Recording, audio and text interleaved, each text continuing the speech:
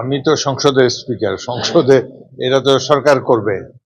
তো স্থানীয় সরকার প্রথমত বাংলাদেশের সমস্যা হলো এই যারা ভোটে নির্বাচিত হয়ে আসে এবং তাদের মধ্যে অতীতে কতগুলো নির্বাচন হয়েছে যেখানে ফ্যাসিস্ট সরকার আমলে যেখানে নির্বাচনের নামে প্রহসন মঞ্চস্থ হয়েছে।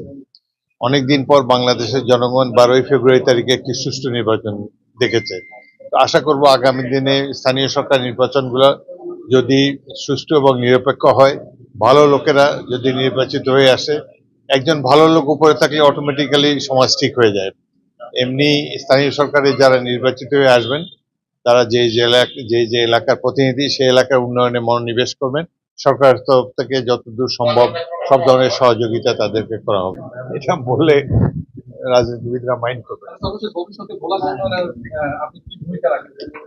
ভোলার উন্নয়নে উন্নয়ন তো সরকার করবে। আমরাও একজন সংসদ সদস্য হিসেবে, আমি ভোলা 3-এর সংসদ সদস্য হিসাবে আমার এলাকার উন্নয়নে যতটুকু করা করবো। অন্যান্য থানা থেকে উপজেলা থেকে যারা নির্বাচিত হয়েছে তারাও দক্ষ ব্যক্তি, তাদের সকলে মিলিত প্রচেষ্টায় ভোলা একটা উন্নত সমৃদ্ধ জনপদ হিসাবে গড়ে উঠবে। এটাই। আর কি প্রশ্ন? আচ্ছা, ভোলা বাংলাদেশের সবচেয়ে সমৃদ্ধ জেলা।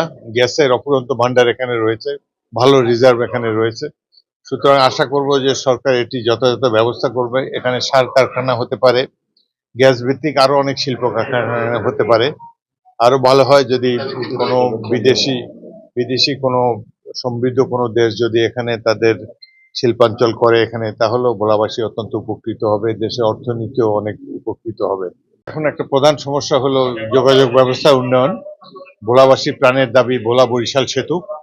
সেটি আমাদের মাননীয় প্রধানমন্ত্রী বরিশালের জনসভায়ও কমিট করেছেন এবং সংসদের মধ্যে বলেছেন, এবং সেতু মন্ত্রী তিনিও জাতীয় সংসদে বলেছেন যে ভোলার যত শীঘ্র সম্ভব এই সেতুটি বাস্তবায়ন করা হবে। দেশে একটি সুষ্ঠু নির্বাচন হয়েছে, একটি দলকে জনগণ 2/3 সংখ্যাগরিষ্ঠতা দিয়েছে। সুতরাং তাদেরই দায়িত্ব এই দেশকে সমৃদ্ধির পথে এগিয়ে নিয়ে যাওয়া। আর জুলাই সনদ দেশবাসীর সম্পদ।